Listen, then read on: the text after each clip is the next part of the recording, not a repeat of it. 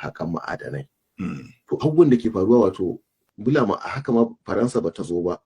Wato gwamnatocinmu suna nuna halin ko kula ko kuma da su ake yi ne. Kwanan nan akwai wani wanda ya same ni yake min bayani cewa wato duk da akwai albarkacin gwal a wajajen Bagwai da Shanono a jihar Kano. Kwanan nan an ce ya ƙara wato bullutsowa sosai. So akwai an ga activities na 'yan Chinese suna haɗa kai da wasu 'yan Najeriya suna siyan gonakin mutane a wannan area kamar hauka. Wajen Bagwai da Shanono a nan jihar Kano. Haƙar gwal ɗin ake yi ba kaɗan ba, sannan kuma wataƙil gwamnatin jihar ma wataƙil bata san ma me ake yi ba. Ana wannan abubuwa. Matsalar haƙar gwal a Najeriya tana da wasu matsaloli da yawa. Ta iya kawo 'yan ta'adda sansanin wuraren. Za ga ko wannan wato ta'addanci da ake a Zamfara, Sokoto, akasari musamman dai Zamfara. Za ga ana alakanta shi da wannan albarkacin wannan gwal ɗin da suke da shi, saboda yana kawo su ma wannan 'yan ta'addan su ma su yi sansani, su ma su samu wata area su zama su tasu ce, su suke haƙa, su suke siyarwa.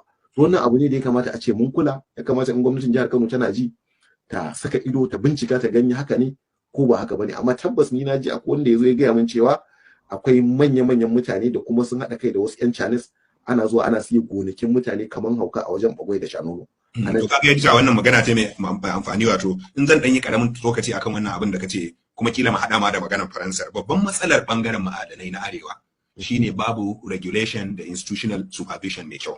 Ma'ana ba a yi dokoki wanda za su kula da abin da kuma tsarin hukumomi wanda za su zauna su kula da abin yadda ya dace ba. Kuma wannan ya saka ai yanzu maganar da muke ba iya Kano ba, in ka je Sokoto, in ka je Kebbi, in ka je Zamfara, mafi yawan ma'adanan nan 'yan China ne suke zuwa. Kuma za a ga mutum yana da license ɗin da a ka'ida bai wuce ya toni gurin abin da bai wuce ton misali 10 ba, wallahi sai ya toni ton 1000 kuma ya haɗa baki da mutane waɗanda ya kamata a ce sun kula da shi, ya ba su 'yan kuɗaɗen da ba su taka kara sun karya ba, su yi ta fidda ma'adanan mu kamar ba ji ba gani. To kaga abu ne da dama guri ne da yake abu ne da yake buƙatar tsari mai kyau da hukuma mai ƙarfi da za ta kula da bangaren. To kaga in irin wannan tsarin ne mu gane cewa kowace ƙasa dama tana buƙatar sauran ƙasashe wajen ci gabanta na tattalin arziki, na bangaren walwala da sauransu. Kuma ƙasar Faransa nan ko muna so ko ba ma so akwai abubuwansu na tattalin arziki da wannan renewable energy din nan da inda za mu sami wannan technology zai iya taimaka mana a ƙasar mu. To kaga ba za ka ce kai tsaye haɗaka ko kuma haɗin kan kasuwanci tsakanin Faransa da Najeriya akwai illa ba, amma illar ita ce abin da barista Abba Hikima ya faɗa. Faransa ba abin da ta sani irin tsotsar jinin mutane, tsotsar jinin sauran ƙasashe don ta raya ƙasarta.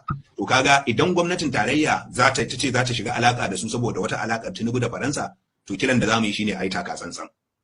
A yi taka tsantsan sosai. Idan ya zama ba mu koyi darasi da Nijar da Mali da Burkina Faso da Chadi da Senegal ba, yanzu muka je muka shiga irin abin da suka shiga, duk da yake Faransa mu ba za ta iya mana irin abubuwan da ta musu batun da ba ta mana mulkin mallaka ba, amma za su iya zuwa su yi kokarin wato tsotsan jinin mu don su raya mutanen su. Kuma abu ne da lalle ne gwamnatin tarayya ta yi taka tsantsan sosai ta tabbatar da cewa wannan abu Najeriya zai amfana, duk da yake dole zai amfani Faransa, so ya zama amfanin ƙasan ne bi duka, ba wai ya amfani Faransa mu ya cutar da mu ba.